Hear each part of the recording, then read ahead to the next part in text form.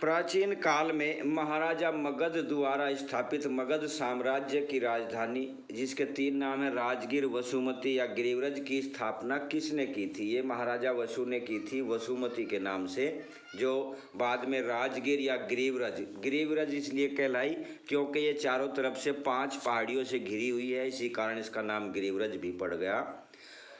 कौन सा वंश पितृहंता वंश कहलाता है? ये हर्यक वंश कहलाता है। मगध का जो हर्यक वंश है वो पितृहंता वंश, क्योंकि अजातशत्रु ने अपने पिता बिम्बसार की हत्या की और उदयन ने अपने पिता अजातशत्रु की हत्या की, इसी कारण इसे पितृहंता वंश भी कहा जाता है। बिम्बसार का उपनाम था सरेणिक। अवंती के राजा चंडप्रद्योत महासेन को पीलिया होने पर बिम्बसार ने किसे उपचार करने उज्जैन भेजा था? बहुत इंपॉर्टेंट है, कई बार आता है। उसने अपने राजवैद्य जीवक को भेजा था उज्जैन इलाज करने उसका, पीलिया का। उस जमाने में भारत में पीलिया का इलाज था। अजातशत्रु का उपनाम क्या था? इसका उपनाम कुणिक था। और नंबर नेक्स्ट, पहली बौद्ध सभा राजगृह में किसने आयोजित की थी? किसके समय हुई थी? ये अजातशत्रु के समय ही हुई थी। गंगा एवं सोन के संगम पर किले के रूप में कुसुमपुर नगर किसने बसाया था, जो आगे चलकर पाटलिपुत्र कहलाया? ये उदयन ने बसाया था। यहाँ पर किले का निर्माण आरंभ कर दिया था अजातशत्रु ने, किंतु वह उसे स्थापित नहीं कर पाया था राजधानी के रूप में, और उदयन ने इसकी यहाँ पर स्थापना कर दी पाटलिपुत्र की, जिसका पुराना नाम कुसुमपुर है। पाटलिपुत्र का नाम पटना किसने कर दिया? ये शेरशाह सूरी ने कर दिया। बहुत इंपॉर्टेंट प्रश्न है। द्वितीय बौद्ध सभा वैशाली में किसके समय में हुई थी? ये कालाशोक के समय में हुई थी दूसरी बौद्ध सभा।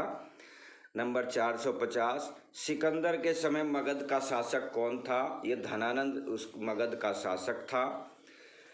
नंबर नेक्स्ट, किसे सर्व अक्षत्रांतक एवं दूसरे परशुराम का अवतार भार्गव भी कहा जाता है? ये दोनों उपनाम, सर्व अक्षत्रांतक और भार्गव, ये दोनों नाम धनानंद के ही है, मगध सम्राट घनानंद के, जिसका विनाश फिर चंद्रगुप्त मौर्य ने किया था।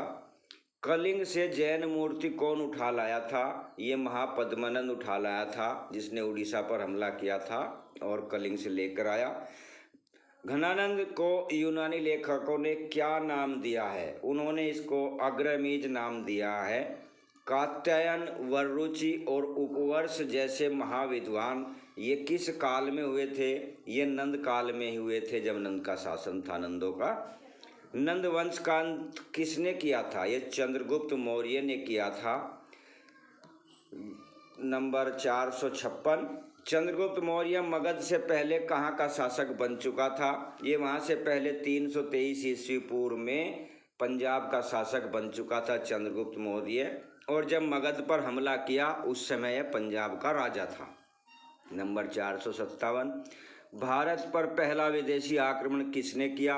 ये ईरान के शासक कुरूस ने किया, किंतु यह हमला असफल रहा था। दार्यबाहु ने भारतीय भूभाग को जीतकर कौन सा प्रांत बना लिया था अपना? इसने भारतीय भूभाग को फारसी साम्राज्य का 20वां प्रांत बना लिया था। फारसी साम्राज्य में कुल कितने प्रांत थे? 28 प्रांत थे, 28 राज्य उसमें थे। नंबर 460, हकामनी साम्राज्य का अंत किसने किया था? ये धोखेबाज सिकंदर ने किया था। इस साम्राज्य के साथ बहुत बड़ा धोखा किया सिकंदर ने, और फिर उस साम्राज्य का अंत